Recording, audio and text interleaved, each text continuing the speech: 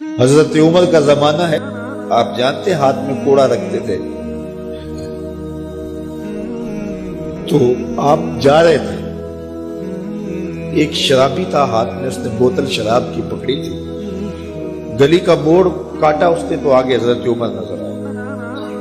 حضرت عمر تو موقع پہ سزا دیتے تھے، ہاتھ میں درہ پکڑا ہے تو اس نے دل ہی دل میں کہا مالک عمر کے قہر سے بچا لے، پکی توبہ کرتا ہوں آج کے بعد شراب نہیں پیوں گا، اور جلدی سے وہ شراب کی بوتل بکل میں بغل میں دبا لی۔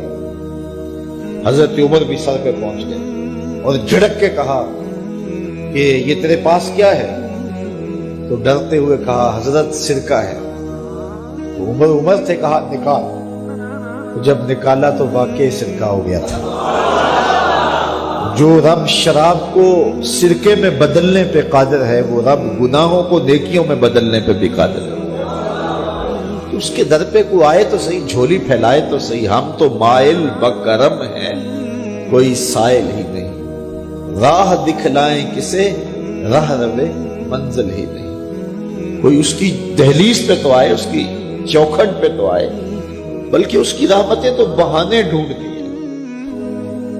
بشر حافی ایک بہت بڑے شرابی تھے اور زندگی شراب کے نشے میں دھت گزرتی تھی۔ ایک دن گلی سے گزر رہے تھے، کاغذ کا ایک ٹکڑا دیکھا، اس پہ رب کا نام لکھا تھا۔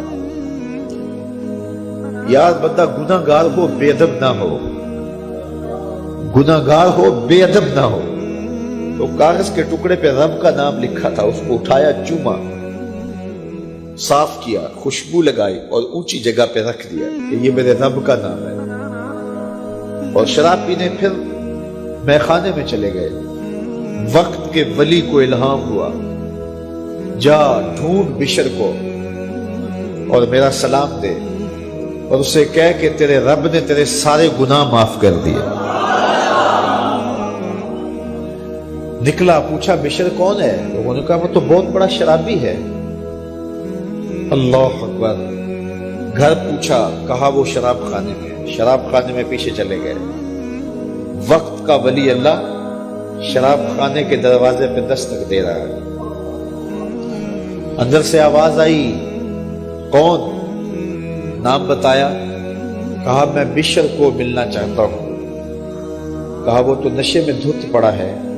ساقی میخانہ نے کہا کہ وہ تو نشے میں دھت پڑا ہے، کہا اسے ملنے آیا ہوں۔ اس نے جا کے کہا کہ باہر تیرا کوئی مہمان ہے۔ تو بشر نشے میں ہی ڈولتا ہوا ننگے پاؤں دروازے پہ آیا۔ اللہ کا ولی کھڑا تھا، کہا کہ تیرے رب نے تجھے سلام بھیجا ہے، تو نے اس کے نام کی قدر کی تھی اور اس نے تیرے سارے گناہ معاف کر دیے۔ بشر حافی ننگے پاؤں تھے، اس وقت نشے میں تھے۔ نشہ شراب کا تھا، لیکن رب کا سلام آیا تو یہ نشہ اس سے بھی اوپر تھا۔ جھوم اٹھے اور کہا کہ میں اب رب کا سلام آیا ہے تو اب میں ننگے پاؤں تھا، اب ساری زندگی میں جوتا نہیں پہنوں گا۔ عربی میں حافی ننگے پاؤں والے کو کہتے ہیں، تو بشر حافی کو بشر حافی اس لیے کہتے ہیں کہ وہ ساری زندگی پھر برہنہ پا رہے، انہوں نے کبھی بھی جوتا نہیں پہنا تھا، زندگی بدل گئی، لیکن پاؤں میں جوتے نہیں پہنتے تھے کہ میرے رب کا سندیسہ جب میرے نام آیا تھا، میری جب تقدیر بدلی تھی، میرے رب نے جب مجھے محبت نامہ بھیجا تھا، مجھے سلام بھیجا تھا، پیغام بھیجا تھا، تو میرے پاؤں میں جوتا نہیں تھا۔ تو بشر حافی جوتا نہیں پہنتے تھے، تو رب نے کرم یہ کیا کہ بشر حافی نے گھر سے مسجد میں جانے کے لیے جو راستہ اختیار کرنا ہوتا تھا، اس راستے پر جانور گوبر نہیں کیا کرتے تھے، جانور نیت نہیں کیا کرتے تھے۔ یہ بشر حافی کی گزرگاہ ہے۔